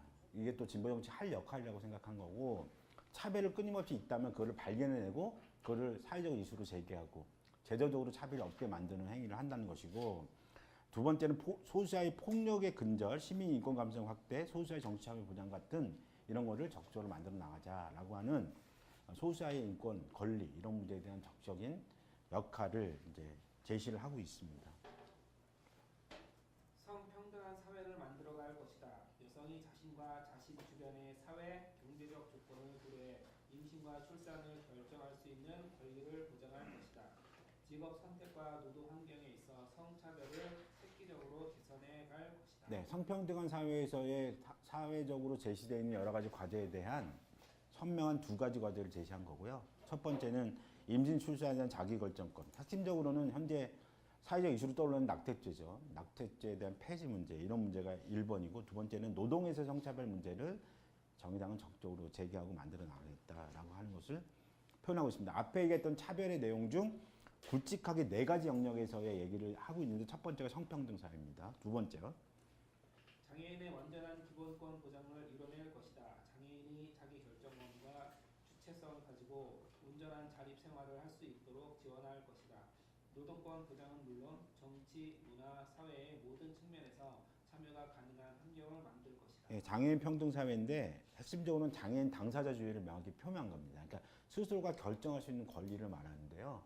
예를 들면 요즘에 자립생활에 대한 지원의 법이 있잖아요. 이 법이 뭐냐면 어떤 단체에 그러니까 말하자면 자립생활 보조를 하는 이렇게 활동 보조인을 이렇게 장애인 당사자가 직접 고용할 수 있게 해달라라는 것이거나 아니면 어떤 단체가 이걸 파견할 수 있는 권리를 주거나 이런 문제에서 약간 쟁점이 많거든요. 이런 측면에서 정의당은 장애인 당사자가 모든 걸 결정할 수 있는 권리를 부여하자라고 하는 것이고요. 노동권 중에서 특히 다른 사람과 차별받지 않고 적극적으로 참여할 수 있는 권리를 보장하는데 근래 많이 등장하고 있는 것은 장애에 대한 최저임금 보장입니다. 아시겠지만 최저임금은 안 받는 사람들이 있거든요. 그게 뭐 특수 업무직이라든가 또는 장애인이라든가 이런 게 있는데요. 장애인들도 최저임금 보장할 수 있도록 해달라 이런 건데요. 이런 거 다 포함하고 있는 내용들입니다. 다음이요. 이주 사회에 능동적으로 대응할 것이다. 이주민에 대한 심각한 노동 차별과 인권 탄압을 중지하고 사회 보장 혜택을 거주 기준으로 바꿔 인간다운 권리를 누릴 수 있도록 지원할 것이다. 핵심적 단어에 방점을 찍어보라면 거주 기준에 맞춰입니다. 예. 그래서 여기에 거주하고 있다면 이주민이라 할지라도 주로 이주민이라는 아시죠? 외국에서 들어온 사람들을 말합니다. 그런 분들에 대한 인권을 보장하고 사회 보장까지를 적용하는 그런 제도를 만들어야 한다는 것입니다. 예. 우리는 성적 지향과 성별 정체성을 이유로 가해지는 어떠한 폭력이나 괴롭힘, 차별과 배제, 낙인과 편견 등을 없앨 것이다. 소수자 혐오 범죄를 강력히 규제하며 소수자의 인권을 보호할 것이다. 다양한 가족 형태를 인정해 차별 없이 가족을 구성할 권리를 보장할 것이다. 소수자 혐오, 폭력, 차별에 대한 배제를 금지한다. 이런 것이고요. 다양한 가족을 인정한다. 이런 것입니다. 그래서 뭐 정상가족의 이ideol로기를 극복해 가면서 동성혼이라든가 동성혼뿐만 아니라 여러 가지가 있죠. 그 영화의 가족의 탄생 같은 거 보면 가족 형태라는 건 굉장히 다양할 수밖에 없는데 그 가족이 형성되지 못하고 법적으로 보장되지 못함으로써 이제 차별받는 것이 굉장히 많은데 그런 것들을 좀 분명히 해나가자라고 하는 걸 포함하고 있습니다. 네. 다음이요.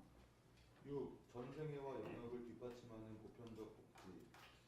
우리는 생애 전과 삶의 전 영역에서 직면하는 사회적 위험을 예방하고 모두가 인간적인 삶을 누릴 수 있도록 할 것이다. 보육, 교육, 일자리, 주거, 의료, 노후에 있어 보편적 복지를 실현해 승자 독식 사회의 위험과 불안을 극복하고 사회의 통합과 안정성을 높여나갈 것이다. 복지의 가치라고 하는 것은 보편적 복지의 확대라고 하는 것을 기본 가치로 명확히 얘기하고 있는 것이고요. 계속 볼게요. 정의로운 복지국가에서 복지는 시민의 권리이며 시민 모두는 복지의 주체이자 대상이 될 것이다. 우리는 개개인이 능력을 개발할 수 있도록 적극적인 사회 경제 활동을 지원하고 경제와 복지의 선순환을 이룰 것이다. 복지 서비스의 공공 영역 비중을 대폭 높이고 민간 영역의 공공성과 책임성을 강화할 것이다. 복지의 책임은 국가다. 이게 명확한 거고요. 민간은 공공성과 책임을 강화해 나가겠다. 겁니다. 보편적 복지는 재정 규모 확대와 증세 없이 이룰 수 없다. 조세는 성장의 방해물이 아니라 소득 불평등을 완화해 정의를 실현하고 공동체의 가치를 창출하는 원천이다. 우리는 조세 정의에 입각한 복지 증세를 통해 복지국가의 단단한 기반을 만들어낼 것이다. 그러니까 증세 문제를 여기다 넣은 거죠. 복지의 핵심적으로. 그래서 증세 없는 복지 없다는 명확한 어떤 정의당의 가치를 실현해야 된다는 거고요. 복지 증세 조세 정의를 실현해 나가겠다라고 합니다. 사회의 급격한 변화에 적극적으로 대응할 것이다. 노동시장 유연화와 양극화, 저출산, 고령화로 인한 인구 구조의 변화, 가족 형태와 역할의 변화와 같은 새로운 도전에 맞서 개개인의 특성과 요구에 부응하는 복지 시스템을 만들 것이다. 특히 노년을 돌봄의 대상만이 아니라 사회와 경제에 참여하는 주체로 세우고 노년의 삶의 질을 획기적으로 높여나갈 것이다. 그러니까 이거 토론할 때 이제 보편적 복지 시스템이 갖는 어떤 능동적이지 못한 이렇게 좀 이렇게 한 번 복지 시스템이 구축되면 전혀 변화가 없는 것 때문에 문제가 생기는 게 굉장히 많거든요. 그러니까 뭐 대략 한국 사회 변화 발전의 구조를 보면 10년이 아니라 한 5년 정도마다의 복지 시스템의 변화가 필요한데 그런 걸 못 만드는 어떤 것을 적극적으로 개입해서 능동적 복지 시스템을 만들자라는 것이고요. 노년을 좀 특별하게 여기서 강조를 하고 있습니다. 네, 다음이요. 네, 동아시아와 한반도. 네. 네. 동아시아와 한반도 평화의 주도자. 동아시아의 평화는 한반도 평화의 전제이며 한반도 평화는 동아시아 평화 공존과 번영의 지렛대가 되어야 한다. 미중 패권 경쟁과 일본의 재무장이라는 도전에 맞서 우리는 어떠한 패권도 반대하고 일방에 서는 것을 거부할 것이다. 군사주권과 안보주권을 되찾고 평화협정을 체결해 전쟁을 종식시키며 동아시아 평화를 주도해 갈 것이다. 한반도 비핵화와 구축을 위해 남북 상호간 노력하고 주변국과 협력해 지역 공동 안보 체제를 형성할 것이다. 기후변화에 대응하고 개발 지원을 확대해 인간 안보가 실현되는 동아시아를 만들고 국제사회에 기여할 것이다. 네, 안보의 개념에 대해서 당시에 이게 진보 정당의 안보 문제는 취약하다 이런 얘기가 너무 많았고 그래서 안보라고 하는 영역을 우리 나름의 가치로 전환해야 된다는 논의가 굉장히 많았어요. 그때 제가 강령재정위원회인데 그런 세미나를 굉장히 많이 했습니다. 근데 그중 찾아낸 정의당만의 안보의 개념을 인간 안보라는 개념을 딱 만든 거죠. 그래서 단순한 의미에서의 평화를 지키는 또는 일정의 우리 국가를 수호하고 이런 개념이 아니라 적극적 의미에서의 이 지역적 차원에서 안보 개념을 인간이 평등하고 행복하게 살 수 있는 그런 개념으로 확대하는 인간 안보 개념을 제시한 거고요. 그걸 위해 4가지를 제시한 겁니다. 그래서 첫 번째는 한반도 평화의 과제를 동아시아 평화의 과제로 확대해야 된다는 거고, 두 번째는 평화를 위한 강대국의 패권의 반대를 명확히 지시하고, 평화협정 체제와 전쟁의 종식, 이거를 굉장히 중요한 현실의 과제로 놓으며 한반도 비핵화 군축을 위해 노력하겠다. 이렇게 개념적으로 설명하면 됩니다. 다음이요. 분단체제 극복과 한반도의 통일은 우리의 변함없는 목표이다. 통일된 한반도는 우리 민족의 자주와 평화를 확고히 보장하고 한반도에 사는 모두의 공동 번영을 가져올 것이다. 하지만 전쟁이나 체제의 붕괴를 전제로 한 perfect한 통일은 가능하지도 바람직하지도 않다. 상호 존중의 원칙에 따라 교류와 협력을 확대해 평화를 정착시키며 정치, 경제, 군사, 사회, 문화적 통합을 점차 진전시키는 것이 통일로 가는 가장 현실적이며 강력한 방법이다. 예를 들면 다음 달러까지 포함해서 굉장히 집중된 토론과 논의가 많았던 대목이에요. 이게 보시면 한반도의 분단체제의 극복과 통일을 명확히 우리는 지향한다고 하는 것을 명확히 합니다. 일단. 그런데 다만 체제 붕괴라든가 급격한 통일을 통해서 나타날 수 있는 여러 가지 가능성에 대해서는 강력히 지향한다는 거죠. 그걸 명확히 표현한 겁니다. 그러니까 뭐 전화를 붕괴뜨리고 또는 우리나라의 어떤 체제를 붕괴뜨리는 방식이 아니라 상호 간의 존중과 교류 협력 확대, 정치 군사적 사회문화 통합 추진으로 통일의 길로 나아가자. 이런 방향을 통해서 이런 걸 현실적 통일 방법을 제시를 하고 있다. 이렇게 보면 될 것 같습니다. 이어서 계속 볼게요. 남북 경제 협력을 발전시켜 남북 경제 공동체, 한황해, 한동해 경제권을 형성하고 유라시아 대륙 시대를 열어 평화와 번영의 한반도를 만들어낼 것이다. 이를 위한 첫걸음으로 7.4 공동성명, 남북 기본 합의서, 6.15 공동선언, 14 정상선언을 비롯해 남과 북의 선행 합의를 모두 존중하고 실천할 것이다.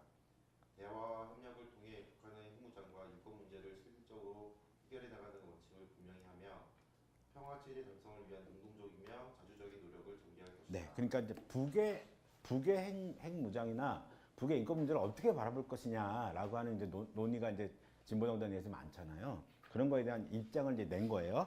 첫 번째는 뭐냐면 7.4, 6.15, 14 또는 남북 기본 합의서와 같은 기본 합의를 지지하고 이걸 함께 실천해 나간다 이런 걸 명확히 한 겁니다. 그러니까 이런 게 지금 뭐 표현된 게 아마 강령 중에는 민주당 강령이 아마 있을 거고요. 우리 당 강령도 이거 명확히 표현하는 건데 북한 핵무장, 인권 문제는 대화 협력을 통해 실현한다는 원칙을 명확히 제시한 거예요. 그러니까 아주 일방적으로 막 뭐 우리 당 입장에서 보면 보통 이제 나오지만 이런 이제 북의 핵미사일 발사가 있거나 핵 실험이 있거나 그럼 우리 당의 논평은 거의 비슷하거든요. 1. 규탄을 일단 합니다. 근데 이 문제는 대화와 협력으로 해결해 나가야 한다. 이런 입장을 맨날 얘기를 합니다. 그러니까 강령에 기초한 거죠. 그런 고민을 명확히 하고 있다는 것이고요. 평화체제 달성을 위해서는 능동적이고 자주적인 노력을 한다. 뭐 요즘에 나오는 한 번도 운전자론 이런 것을 적극적으로 해야 된다. 말하자면 그러니까 기존의 정부가 약간 미국의 의존성이라든가 뭐 중국 의존도 뭐 이런 것들이 많아서 이 문제를 적극적으로 주도하지 못하는데 이 문제를 적극적으로 주도하는 입장을 서야 된다. 이런 걸 좀 명확히 표현한 거죠. 예, 이렇게 7가지 정의로운 묵직과 7가지의 가치를 우리가 돌아봤습니다. 그래서 이제 이걸 이제 총 정리하면서 강령에서 우리의 길, 우리의 꿈이라는 제목으로 강령을 총 정리하는 문항입니다. 그래서 이 대목에는 뭐가 나오냐면요. 진보 정치의 가장 중요한 고민이었던 사상, 이념, 가치 뭐 이런 것들이 뭔지에 대한 고민을 여기다 담습니다.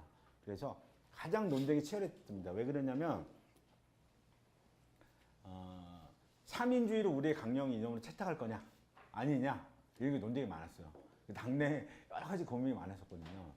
그러면 기존의 진보적인 가치였던 뭐 사회주의라든가 전통적 가치는 어떻게 봐야 되는 겁니까? 이런 얘기서부터 3인주의라고 하는 게 꼭 옳은 겁니까? 아닙니까? 이걸 또 어떻게 담아야 됩니까? 또 앞으로의 비전을 꼭 그렇게 담아야 합니까? 이런 거를 여기서 문장에서 이제 표현하고 있습니다. 마지막 단락인데요. 우리에게 우리의 꿈 이렇게 있습니다. 우리가 꿈꾸는 정의로운 복지국가는 함께 행복한 상생의 나라이다. 정의로운 복지국가로 가는 정치가 상생의 정치이다. 상생이라는 단어를 이제 넣습니다. 자, 우리는 사람과 사람의 상생을 추구할 것이다.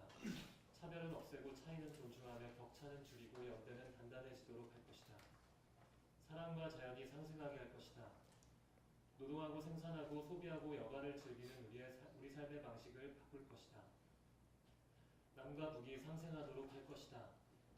전쟁의 공포를 극복하고 공동 번영을 추구하는 평화로운 한반도를 만들 것이다. 과거, 현재, 미래의 상생을 추구할 것이다. 식민과 분난, 전쟁을 겪은 세대부터 지금의 청년 세대에 이르기까지 모두의 삶과 경험을 배려하고 존중하며 아직 태어나지 않은 세대들이 겪게 될 문제 해법 또한 현 세대가 책임있게 준비할 것이다. 정의당이 제안한 국가 비전을 상생 정치로 완성했다는 것을 보여주는 것이고요. 묘하죠. 함께 살자. 상생 이런 말은 좀 이렇게 워낙 좀 이렇게 고리타분하다고 해야 되나? 근데 이걸 약간 정치적 영역으로 붙여보니까 좀 의미가 있게 해석이 됐습니다. 그래서 상생의 주체를 제시한 거예요. 첫 번째는 사람과 사람 이 두 개가 상생해야 된다는 거죠. 불평등이 없어야 된다는 걸 말하는 것이고, 두 번째는 사람과 자연, 생태를 말하는 것이고, 세 번째는 남과 북, 평화, 통일을 말하는 것이고, 네 번째는 과거, 현재, 미래 말하자면 세대 간의 배려와 존중 이런 것들을 중요하게 제시를 했습니다. 네, 다음이요. 우리는 자유평등 연대 생태평화를 실천해 온 세계 진보 정당의 역사적 경험과 복지국가를 이룩한 사회민주주의의 성과를 21세기 한국에 맞게 창조적으로 발전시켜 나갈 것이다. 자유와 평등은 서로의 전제이며 연대는 이를 실현하기 위한 공동체의 가치이자 상생의 실현 원리이다. 평화와 생태의 가치를 추구하는 것은 사람과 사람 그리고 사람과 자연이 함께 사는 길이다. 상생의 원리가 실현될 때 우리는 함께 행복한 대한민국을 만드는 동반자가 되며 대한민국은 진정한 공화국이 될 것이다. 요 단락이 가장 뭐라 그러죠? 뭐 그런 걸 뭐라고 그러죠? 수정동향이 많았던 이제 단락입니다. 이 단락이 그렇고 내용으로 보자면 과거 진보정당이라든가 과거의 뭐 전 세계적 진보정당 다 말하는 거죠. 이념 중 계승해야 될 이념으로 5가지를 꼽은 겁니다. 자유, 평등, 연대, 생태, 평화. 5가지의 가치를 명확히 제시하면서 삼인주의의 원리를 21세기 한국에 맞게 창조적으로 적용하자는 문구로 이제 일정하게 모든 당원들이 모든 이제 당내 여러 간부나 활동가들이 만족할 만한 문구를 만들어낸 겁니다. 그래서 5가지 가치, 그 다음에 삼인주의를 창조적으로 실천해 나간다라는 것으로 이렇게 표현하고 있다 보시면 될 것 같아요. 다음이요. 좋은 미래는 저절로 오지 않을 것이며 이상은 항상 멀리 떨어져 보일 것이다. 하지만 희망의 힘이 크다고 믿는 우리는 낙관주의자들이다. 정치가 행복을 뒷받침할 수 있다고 믿는 우리는 현실주의자들이다. 우리는 대한민국이 행복해질 수 있고 정의당이 이를 실현할 수 있다고 자신한다. 네, 마지막 단락입니다. 강령을 먼저 실현할 주체로서 정의당의 각오를 설명하고 있는 건데요. 정의당은 낙관주의자이자 현실주의자이다. 대한민국은 행복해질 수 있으며 그게 의지적 표현입니다. 정의당이 이걸 할 것이라고 확신한다. 이렇게 하는 걸로 마무리를 하고 있습니다. 그 다음부터 나오는 것은 생애주기 강령이거든요. 이거는 이제 정당 사상 최초로 시도한 것이라는 의미가 있고 태어나면서 죽을 때까지 보편적으로 누려야 할 권리를 명시적으로 제시를 했습니다. 또한 제시된 과제는 우리 당이 총선, 지방선거, 대선을 거치면서 현실적인 정책 공약으로 많이 제시가 되어 왔습니다. 그래서 현재는 지난 촛불항쟁을 거치면서 많이 정책으로 제도화되어 있거나 사회적으로 많이 동의를 얻은 내용들이 많이 포함되어 있어요. 그래서 제가 생각하기에는 생애주기 강령은 많이 변화시켜야 돼요. 좀 더 프로그레시브한 제안도 많이 하고요. 변화시켜야 될 대목이라고 여겨집니다. 다음 페이지 보시면은 결국 진보정당이라는 것은 앞서서 제시하고 이를 현실적으로 실현하는 정당이라고 보면 그런 의미에서 정의당 강령은 고정불변한 것이 아니라 늘 변화하며 더욱 진보적인 사회를 제시하는 것이 진보정당의 역할이라는 것을 생애주기 강령을 보면 알 수가 있습니다. 그래서 차별은 더 발견을 하고 새로운 세상은 더 제시하는 것이 진보정당이 할 일이라는 것을 생애주기 강령이 제도화되는 것을 보면 느낄 수가 있습니다. 그래서 여기를 넘어갈 텐데요. 오늘은 여기서는 안 할 생각입니다. 그러니까 내용으로 보면 정책 과제들이 많아요. 그래서 여러분들이 당원들하고 이걸 읽을 때는 정책 과제에 대한 설명을 할 수 있는 만큼 정책 과제를 좀 잘 이해를 하고 계시면 되거든요. 그래서 오늘 여기까지만 할 건데 생애주의 강령은 당원들하고 하다 보면 지금도 보면 저랑 이렇게 했을 때 1시간 한 10분 정도 한 거죠. 그런 거죠. 20분? 우리가 7시 40분에 시작했어요? 50분쯤 시작했거든요. 네, 그래서 1시간 10분 정도 제가 한 거예요. 그러니까 생애주의 강령까지 넘어가면 1시간 한 반? 그래서 한 많게는 2시간까지 걸리고 당원들이 막 질의응답까지 하게 되면 막 2시간 가까이 걸려서 굉장히 긴 시간이에요. 그래서 맞게 지역위원회에 맞게끔 해주시면 될 것 같다 이런 건데 다만 만약에 이걸 안 하는 경우는 당원들한테 읽어보시라 이렇게 제안해 볼 수 있고요. 특히 다음 페이지에 맨 마지막 부분에 보면 우리 대선의 주요 정책 과제들이 있거든요. 그거랑 비교해 보면서 이렇게 얼마만큼 우리가 실현돼 왔고 해왔는지 그리고 뭐 좀 더 노력해 보신다면 이번에 문재인 정부의 뭐 100대 과제 있잖아요. 그거랑 이렇게 비교해 보시면 우리 생애주의 강령이라고 하는 것이 얼마나 많이 제도화되고 실현돼 가고 있는지를 볼 수가 있습니다. 물론 아까 말씀드렸지만 정의당의 강령은 선언적 강령이라고 하는 성격을 많이 배제하려고 노력을 했거든요. 그러니까 현실 가능하고 당장 한 10년, 진짜 길면 20년 내에는 실현할 수 있는 강령을 넣다 보니까 이게 비교가 별로 잘 안 됩니다. 민주당 강령은 뭐가 다르죠? 이런 고민이 되는데 실제로는 뭐가 있냐면 폭과 깊이가 확실히 다릅니다. 현재 문재인 정부 제시하고 있는 10대 강령, 100대 과제 중 이걸 정책 과제로 실현하다 보면 이거에 대한 실현의 속도가 2020년, 2030년 이렇게 하고 있는 게 있는데 정의당은 당장 실현하다도 많거든요. 이런 걸 좀 차이점을 많이 설명해 주시면 좋겠고 두 번째는 핵심적으로 많이 제기되고 있는 것이 뭐냐면 노동, 생태, 그리고 소수자 3가지 이슈에 대해서는 강령에서 좀 더 다르게 명확하게 표현되고 있다 이렇게 보시면 될 것 같습니다. 그리고 주로 이제 강령 토론하다 보게 강령 읽다 보면 많은 논쟁이 되는 게 당연히 소수자 논쟁입니다.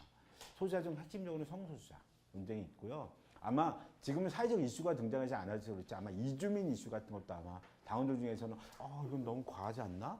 이렇게 생각하시는 분도 많이 있을 수 있습니다. 근데 그런 것들을 강령 입장에서 포괄적으로 설명해 주시되 논쟁이 너무 심하게 되면 이제 약간 중단하면서 교육 과정이니까 설명을 잘 해주시는 게 중요할 것 같습니다. 네. 일단 세계주의 강령은 넘어갑니다. 네. 네, 대충 이런 정도. 일단 제가 할 수 있는 건 마치고요. 진행자 같은 걸 먼저 같이 얘기 나눠보겠습니다. 사회적 소유 같은 게 뭐죠? 네? 어떤 방식이죠? 사회적 소유라는 게 어떤 방식이죠? 그러니까 사회적 경제는 아시죠? 네. 사회적 경제라는 것. 그러니까 뭐냐면 협동조합이라든가 또 뭐가 있죠? 뭐 사회적 기업이라든가 이런 방식의 공유를 말하는 겁니다. 그러니까 공공의 소유를 말하는 거죠, 사실은. 근데 정부라든가 지자체라든가의 소유가 아닌 민간이긴 한데 그것이 공동의 소유가 되는 것을 말합니다. 그것이 사회적 공공소유라고 얘기하는 거죠.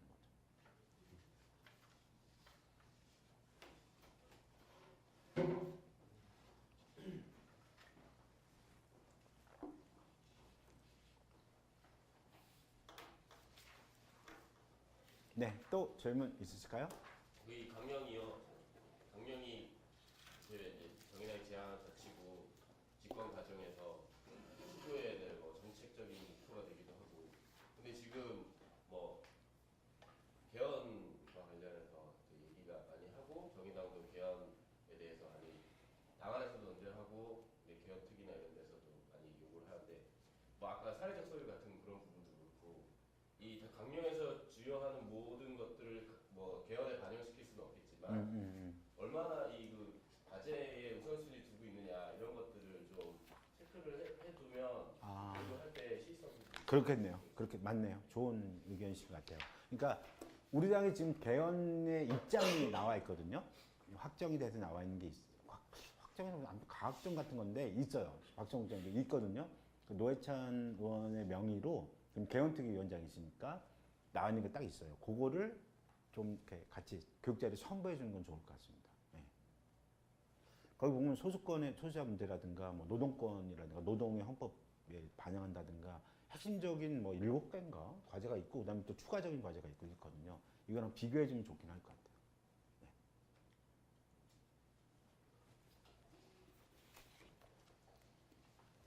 또 약간 제안까지 포함해서 좀 의견 주실래요? 우리 여기 계신 분들은 간부들이시니까. 예. 개인적인 의견이 좀 들어가 있는데요. 우리는 일하는 사람을 정당이라 해서 비정규직의 정당이다. 비정규직, 영세 자영업자, 청년 구입자 이거 전부 다 저납세자 아니면 탈세자들 아니에요. 내일인데 뭐 네.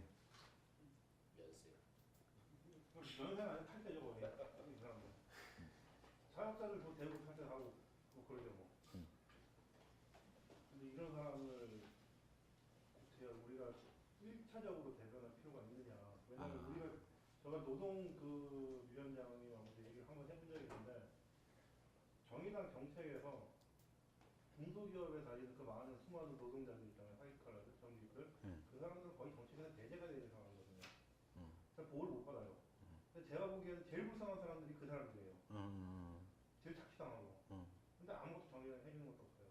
세금은 꼬박꼬박 내고. 근데 정의당 강령에는 이 사람들을 갖다가 우리가 1번으로 보호하겠다고 했는데 솔직히 장사를 하려면 그 사람들을 갖다가 더 보호를 해주는 게 더 좋지 않을까라는 생각이 듭니다. 중소기업 노동자들. 예? 중소기업 노동자들. 네. 그러니까 여기서 말하는 자영업자 있잖아요. 네. 자영업자는 뭘 말하냐면은 여기 근데 표현되어 있지 않지만 정의당이 말하는 중소자영업자는 뭐냐면 그러니까 자기 스스로가 노동시장으로 들어가고 싶어요. 자기는 월급 받는 노동자가 꿈이야. 근데 거기서부터 밀려난 사람들이야. 그러니까 진짜로 말하자면 빚내서 자영업하시는 분들 있잖아요. 그러니까 사실은 노동자죠. 노동자를 하고 싶은데 노동시장부터 밀려난 사람들이라고 생각하시면 되고 그런 분들을 대변하는 정당이 되겠다는 걸 여기서 표현하고 있다. 이렇게 이해하시면 될 것 같고 그다음에 이제 비정규 노동자뿐만 아니라 중소기업의 노동자들이라든가 이런 분들이 노동권은 좀 사각지대이다 이런 거는 알고 있는데 여기다 명시적으로 넣기가 애매한 것 같아요. 해서 뺀 것 같아요. 그거는 생각을 못 해본 건데 네, 그걸 아예 명시적으로 넣자고 하기에는 아직 사회적으로 이렇게 뭐라고 할까 중소기업 노동자 이렇게 표현하기는 약간 모호한 게 있으니까 그런 고민은 긍정적인데요. 또 동의가 되고 그런데 넣지 못한 문제가 있는 거죠. 중소기업 노동자가 아니더라고요. 뭐 대기업 다니는 노동자 그래서 마음 편하겠습니까? 한 5, 6년 다니다가 쫓겨난 사람이 대부분인데. 이건요 노동자들의 정당, 일하는 사람 정당을 다 대변한다는 것을 기본으로 하면서 그럼에도 불구하고 비정규 노동자는 이제 대변자적 정당이 없으니까 그걸 좀 강조했다고 보시면 되는데. 저는 이 사람보다 실제 세금을 많이 납부를 하고 당비를 많이 납부를 하고 이 사람들을 포커스로 맞춰야지 그 사람들은 이상하게 좀 밀어놓는 그런 그 느낌을 받는 상황에서 그 우리 같은 저도 이제 뭐 중소기업에 다니는 노동자이긴 한데 뭐 솔직히 그 비정규직이라고 그러면 제가 보기에는 피자 배달이나 짱깨 배달 오토바이 타고 시끄럽게 다니는데 뭐 그 정도만 떠오르고 자영업자 그러면 그 노령상이나 그 포장마차 하면서 세금 안 내고 하는 사람들 청년구직자 중소기업 그 많은 사람들 갖다 그 쓸라 그래도 왔다 힘들어 가버려요. 그런 애들을 대변하겠다고 정의당이 이러고 써놨으니 제가 보기엔 좀 포커스를 옮겨줬으면 좋겠다는 생각이 드는 거죠. 근데 그런 거는 좀 이렇게 약간 대놓고 말하기 그래요. 이걸 실태 파악 있잖아요. 실태 파악이 조금 더 필요한 것 같고 하셔야 될 것 같고. 그러니까 이제 여기 보면 한국 사회 비정규직 노동자가 몇 프로 전체 노동인구 중 몇 프로냐 50%가 넘었거든요. 이미. 그러니까 사실은 말씀하신 것처럼 굉장히 소수가 아니에요. 적은 수가 아니에요. 그러니까 이미 뭐 과반 이상을 넘은 상태가 되어서 비정규 노동자에 대한 문제와 고민을 호명 안 할 수가 없는 상태가 됐어요. 이미. 그런 거고 말한 것처럼 그럼에도 불구하고 이제 그러다 보니까 거꾸로 정규직 노동자인데 이제 보호받지 못한 노동자들도 많은데 이건 어떻게 할 거냐 이런 문제에 대한 특별한 좀 고민과 문제의식이 더 수렴될 필요는 있을 것 같고 그런 건데 막 이제 뭐 청년 구직자라든가 지금 청년 구직자들은 거의 뭐 죽음 상태 거의 거꾸로 의견으로 받고 또 하겠습니다. 또 다른 얘기 주세요. 이런 문제 제기와 고민을 이제 당원들이 많이 하실 수 있습니다. 당원들은 보니까 그 일반 당원에게 가르치기보다는 그냥 국회의원들이 여기 있는 걸 지키면은 우리나라가 좋은 나라가 될 것 같아요. 어디요? 강령이요? 이거 이 내용이요. 당원당규요? 아니요 이 내용을. 아 강령. 그냥 국회의원들이 이거 보고 이대로 지키면은 될 것 같아요. 강령은 저희가 정당이니까 우리 의회 민주주의를 통해서 우리가 이걸 이렇게 나간다는 거니까 어떻게 보면 그렇죠. 그러니까 이걸 갖다가 그 일반 당원들이 알아야 된다. 너무 어렵지 않나. 그렇죠. 저는 그래서 심화교육이고 사실은 이제 워낙 이제 정당 형태가 이제 뭐 모든 걸 다 알아야 되는 형태는 아니고 마음에 당원들 중에는 후원하는 마음도 있고 이런 건데 우리 지역위원회 당조직 입장에서 보면요. 당원들이 조금 더 적극적으로 활동을 하고 좀 더 뭔가 당에 대해서 알고 좀 더 정치적인 관심을 갖고 하기 위한 교육 프로그램이니까. 제 얘기 뭐냐면요. 꼭 이걸 당원들이 안 알아도 되고 이걸대로 공부를 안 해도 되고 활동 안 해도 정치인만 잘하면 될 것 같다는 느낌이 드는데요. 자, 제가 말씀드려볼게요. 정치인은 당연히 이런 입장에서 우리 당의 대표적인 주자로 나가 있는 거니까 당연히 이런 과제와 고민을 적극적으로 발언하고 구현하기 위해서 노력하는 게 이제 그 사람들이라면 우리 당원들도 이렇게 하다 보면 정책이나 이런 게 나오면 매번 논쟁이 생기잖아요. 우리 당내에도. 그런 논쟁에 대해서 뭔가 강령의 입장에서 문제를 해석하려고 해보고 뭔가 그런 입장을 갖는 것이 굉장히 중요하기 때문에 강령 교육을 하는 거거든요. 그런 걸로 보셔야 되는 게 좋아요. 그러니까 뭐 혹시 모르셨던 것도 있어요. 당원들이 이런 정책이 우리한테 있단 말이야. 이런 고민이 있었단 말이야. 이런 것이 이제 강령 교육의 목표입니다. 당연히 이제 의무적으로 이런 걸 구현하고 만드는 사람들은 진짜 정치인들이죠. 실질적인. 네, 또 정치는 정치만 하는 건 아니잖아요. 어떤 모든 정치에 대해서 자기 어떤 비전을 갖고 어떻게 바꿨으면 좋겠다라고 생각하는 것 자체가 정치고 예. 또 어떤 국민들이 어떤 정치가 제도화되기 위한 중간 단위로 정당이 있는 거거든요. 예. 지금 그래서 우리는 일단 정당 생활을 하는 건데 정치인은 그냥 국회의원들만 하는 것이고 이거 국민들은 몰라도 되고 이거는 이렇게 생각한다면 거의 우리가 정당 생활하는 의미가 없는 것 같아요. 뭐냐면요.